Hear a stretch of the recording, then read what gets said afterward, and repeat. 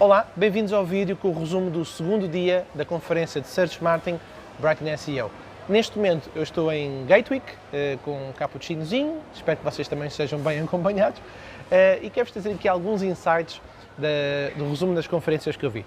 Bom, eu cheguei um bocadinho atrasado à sessão sobre Instagram SEO. SEO e Instagram era uma coisa que eu não encaixava bem, mas depois percebi um bocadinho o enquadramento da palestra. No fundo, por exemplo, o username, se tiver uma palavra-chave, ajuda a indexar nos motores de pesquisa.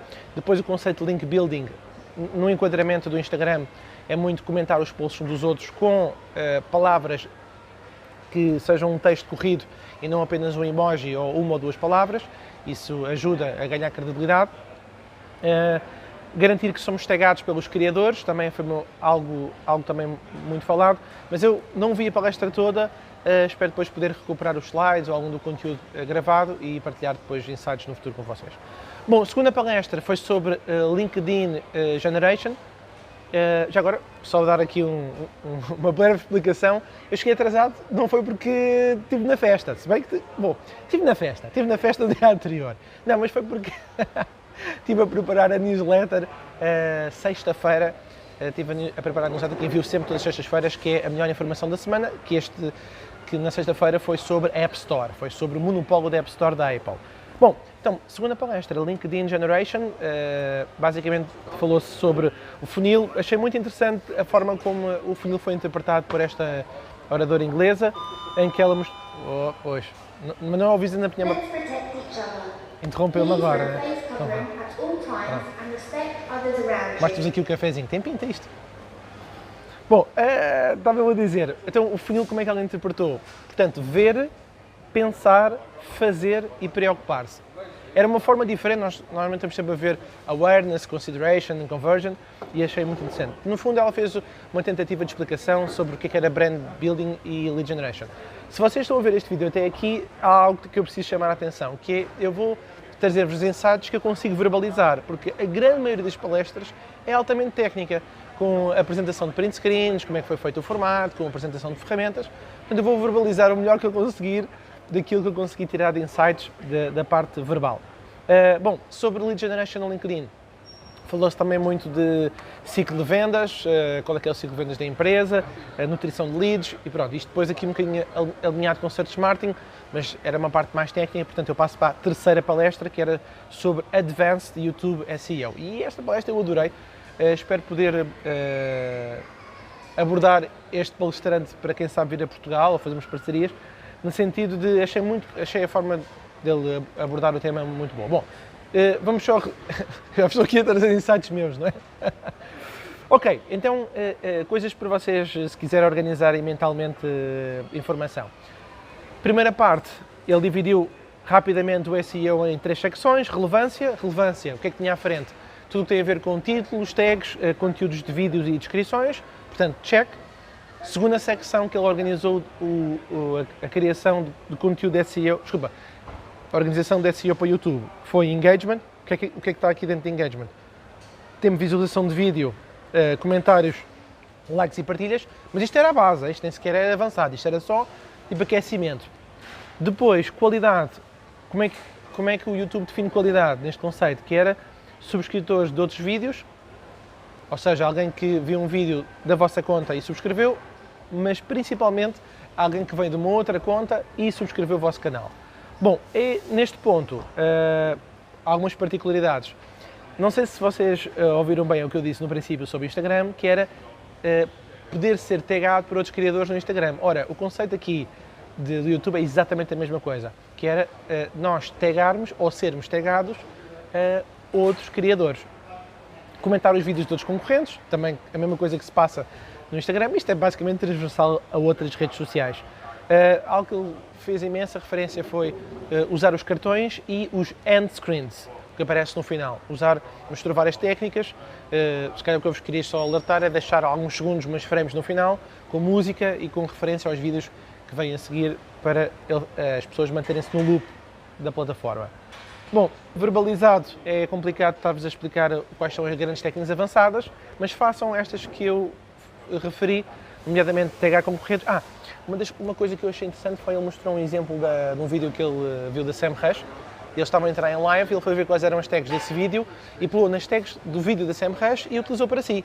E o que é que aconteceu? Esse também não sabia, achei muito fixe. Que foi, porque ele usou as tags do vídeo do SEMrush, ele começou a aparecer nas sugestões do vídeo quando alguém estava a ver aquela live. Portanto, na barra do lado direito ou quando o vídeo da live acabou e depois permaneceu online, ele passou a aparecer no end screen do SEMrush e na barra lateral, a cara desse youtuber, porque ele usou as mesmas tags desse vídeo. Achei essa técnica muito fixe, não conhecia. Bom, quarta palestra sobre Google PageSpeed, fiquei maravilhado, também foi uma das melhores que eu vi no segundo dia.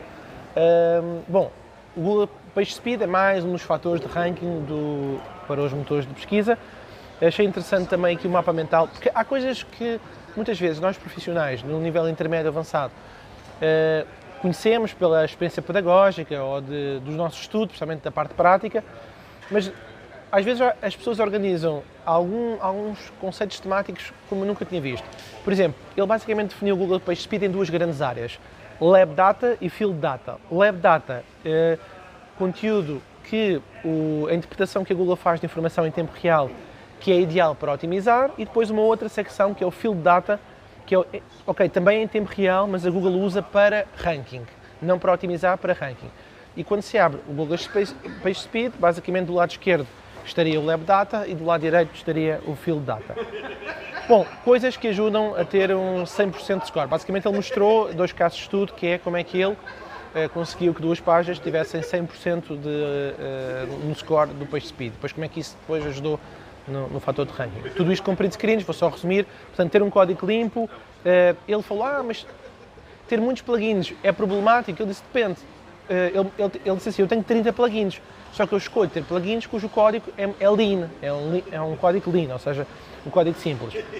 E vou-vos dar já aqui 2 coisas que eu não sabia, talvez quem esteja a ver seja mais avançado em WordPress podia conhecer, mas ele mostrou vários page builders, portanto, basicamente quem tem WordPress pode ter um page builder. O que é um page builder? É um Divi Pro, é um Thrive Themes, é um Elementor, por exemplo. E então ele mostrou que Divi Pro e Elementor Pro são super pesados, ok? Super pesados, portanto não recomendo. Eu, inclusivamente, recentemente ajudei um cliente a implementar o Elementor e quando vi aquilo pensei, eu não sabia. Então, o que é um Page Builder porreiro? O Beaver Pro. Beaver Pro. Eu nunca experimentei, mas o Beaver Pro tem o código Lean e ajuda logo ali a alcançar alguns pontos no que diz respeito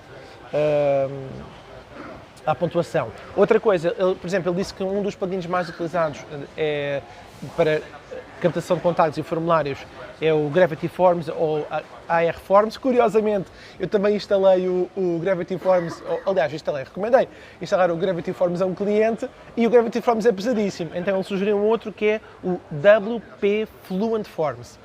Ou seja, basicamente o que ele referiu foi as escolhas que nós fazemos dos plugins são fundamentais para ir melhorando a nossa pontuação no PageSpeed, porque o código é ali um fator importante. Bom, deixa-me só ver aqui a hora, que eu estou a segurar aqui com a mão.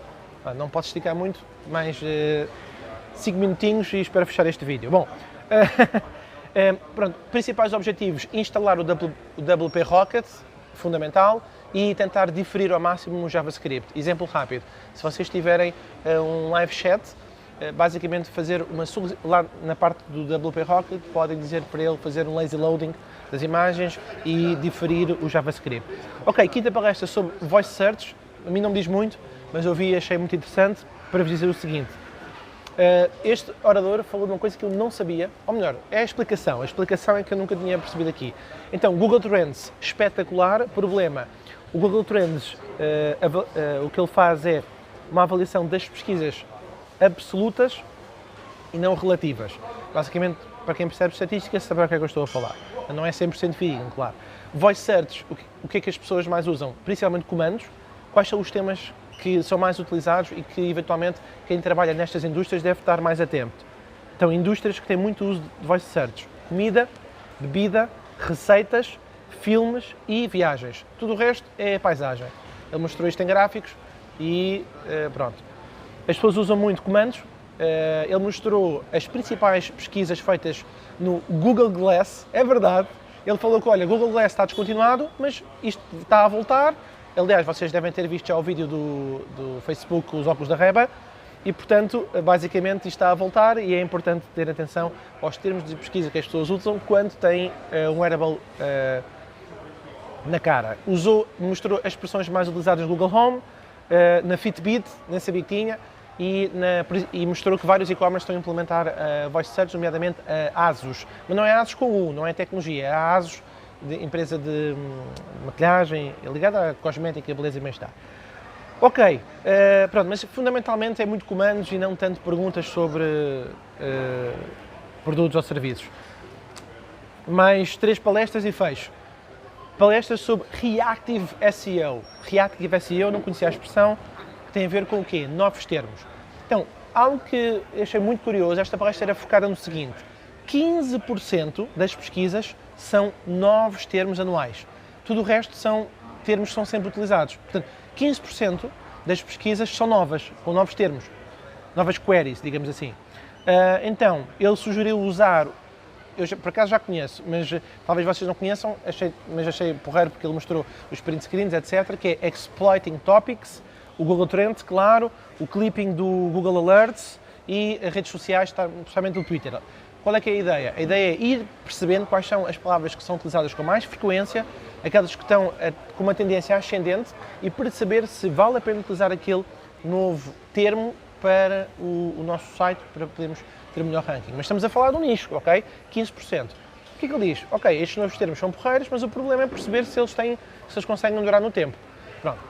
Ele mostrou lá várias técnicas, não vou ter tempo de estar a explicar tudo, mas ele mostrou aqui duas que mostrou na realidade do UK, que era como trabalhar em casa sem equipamento e como ir de férias agora. Ele diz que são 2 termos que foram novos, as pessoas não usavam estes termos e permanecem até hoje. Ok, depois vi vou aqui fundir 2, que era sobre freelancer e como construir uma agência. Achei engraçado também o mapa mental que ele utilizou, que foi, ok, existe o marketing, depois existe o marketing digital, depois a área de search marketing, depois all around SEO, portanto basicamente pessoal que faz um bocadinho de tudo, depois technical SEO specialist, depois em baixo disto pessoal de SEO focado só em áreas financeiras e em baixo disto pessoal técnico SEO especializado em áreas financeiras. Portanto, isto no fundo só para dizer que SEO é um nicho. Tá? Quanto mais a pessoa a descer, mais especialista é, não é? Mas não deixa de ser um nicho do nicho. Ok, recomendações para vocês, e que eu vi lá, e que eu vi nessa palestra. Grupo do Facebook Freelance Heroes e o livro Anti-Sell, do Stephen Morgan, são recomendações que me pareceram muito interessantes. Ok. Depois, pronto, ele depois mostrou uma escada de processo, de dificuldade em relação àquilo que é, desde o momento em que se trabalha como freelancer até criar uma agência, ou seja, desde estar em modo solving mode, de resolver problemas até ter um plano, e preciso de passar para a última, que foi uma de... Aliás, são mais 2, mas depois este vídeo fica muito longo e fica chato, não pode ser. Então, Search Customer Journey. 3 fases. Primeira fase, conteúdo informativo. Segunda fase, conteúdo comercial. Terceira fase, conteúdo transacional. Ou seja, no fundo é perceber como é que as pessoas pesquisam. Eu achei muito interessante esta conjugação mental, eu vou partilhar convosco, que é o seguinte. Primeira fase, que era conteúdo informativo, ou seja, quando nós estamos a pensar na fase de pesquisa. Na parte informativa haviam 2 alíneas, ok? Primeira linha inspiracional, ou seja, o conteúdo de palavra-chave tem a ver, ou seja, são informativas, mas são inspiracionais. Ou palavra-chave que são informativas, mas é em função de um determinado contexto. Por exemplo, na altura que estou a gravar aqui este vídeo, aconteceu recentemente a efeméride do Jorge Sampaio. Então, informativo em função de um contexto. Quais são as palavras que as pessoas mais usam neste contexto? Foi um bocadinho esquisito agora mas foi como ocorreu. Está quente. Mas quais são as palavras que as pessoas mais usam nesta primeira fase? Porquê, como fazer e quando? Segunda fase, comercial. Ok, esta segunda fase comercial tem a ver com reviews e casos de estudo. Ou seja, como é que as pessoas pesquisam nesta segunda fase comercial. Então, utiliza-se muito o conceito aqui da proposta única de valor. Produto X, ou qual é que é o melhor produto para X, ou produto Y para X situação. Portanto, esta é a segunda fase. Terceira fase, transacional. Aqui já está muito associado à otimização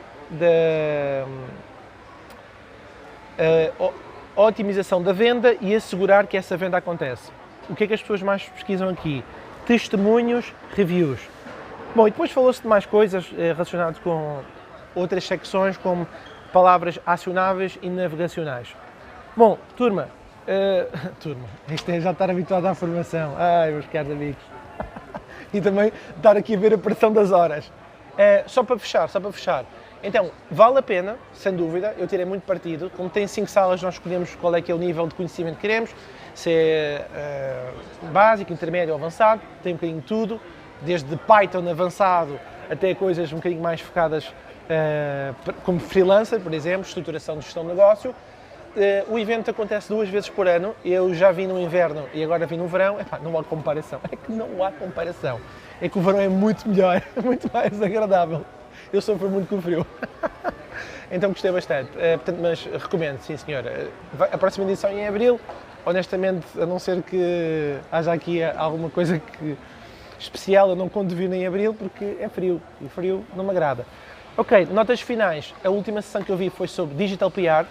Quem viu o primeiro vídeo, Digital PR, eu acho que foi o grande tema desta conferência, desta sessão de verão, em setembro, sobre a criação de links, persuadir os jornalistas a tentar publicar os press releases, tentar que os jornalistas estivessem mais atentos à área de SEO e quem trabalha em SEO conseguir colocar links, enfim, teve muito à volta desta secção de outreach e persuasão. Bom, fechei, está bom, já chega, espero ter sido útil. Coloquem nos comentários se gostaram dos insights, foram valiosos. Espero depois, daqui a uns dias, quem sabe, fazer um zoom mais aprimorado com algumas fotografias e uns print screens que eu tirei. Um abraço, obrigado e vou agora a caminho de Lisboa. Tchau, tchau!